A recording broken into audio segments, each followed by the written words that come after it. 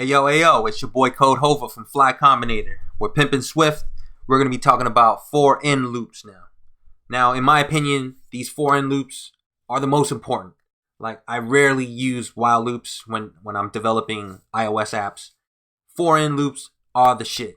They are the business. And let me tell you how it goes, alright? Just to teach you something new, we're going to be talking right now just about ranges, just so you can see what's up. So let's say 0 to 5. And how you create a range is you write down a number and you do 3 dots, all right? And that's all you do.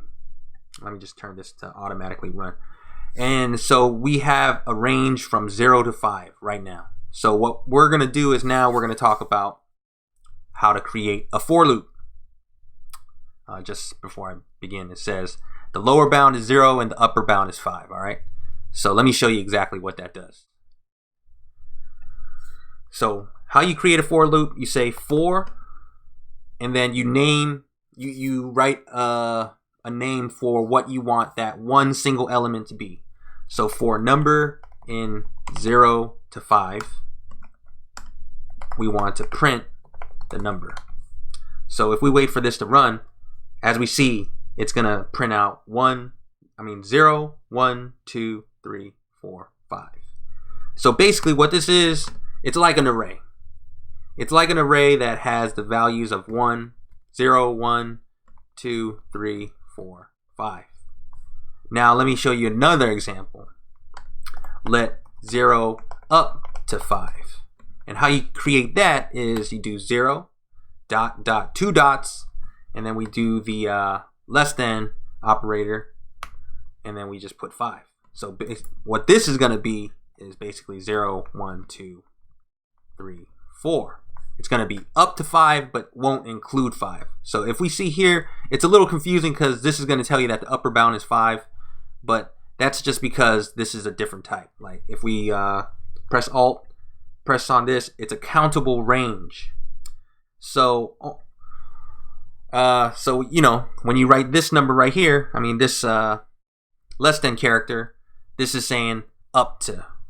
So let's just update this, and we'll see that it's only 0, 1, 2, 3, 4. All right. So that is a range. So again, the whole anatomy of this for-in loop that we're building is it's called for-in because we have for and in. All right. Fucking mind blowing, right? So for, you can name this whatever you want. For crackhead.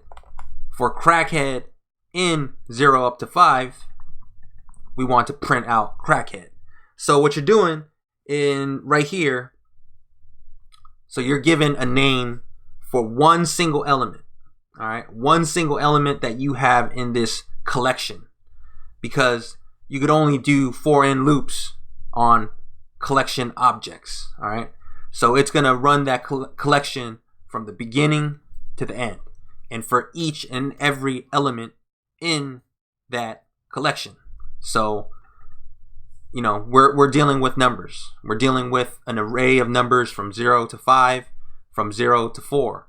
So if we want to write code that is descriptive, we want to write code that a week later, a day later, a year later, we're going to know exactly what it is. So in this example, from 0 up to 5, for what? You could write element. All right. So it's going to print out that single element within this collection. All right. So it's printing out the element. In my opinion, instead of element, because element is a little vague, for number. That's the way for-in loops are run. So we're gonna talk a little bit more about for loops, but just again, maybe I should show a different example, right? So so I showed you exactly how these for-in loops work with these ranges, but let's just say we had our own variables. So let's go back to lucky numbers, all right? And then it's going to be 4, 5, 6, 7, 7, 7, 999. All right, 3, 2, 1. Okay, so for lucky number in lucky numbers, print lucky number. So once this runs, Xcode is bugging.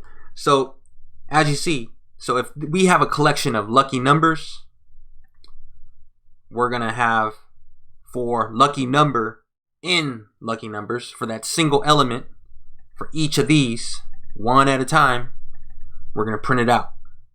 And just to go back of how we broke out of loops with the break statement in the while loops example, let's just say if lucky number is equal to 999, break. All right, so let's see how that turns out.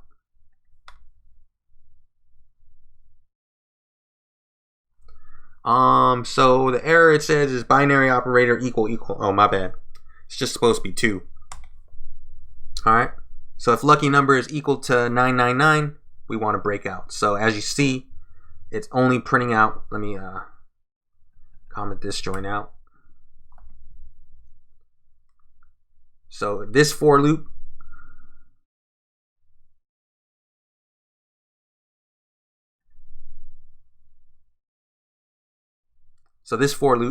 we have 4, 5, 6, 7, 7, 7. So for lucky number and lucky numbers, the first one's going to be 4, 5, 6. And because 4, 5, 6 is not equal to 999, this is ignored. So it's going to print 7, 7, 7. It's not 999, so it's ignored. It's going to print. And when we go to the next iteration, we're going to have 999. And this if loop, it's true. So this block is going to run.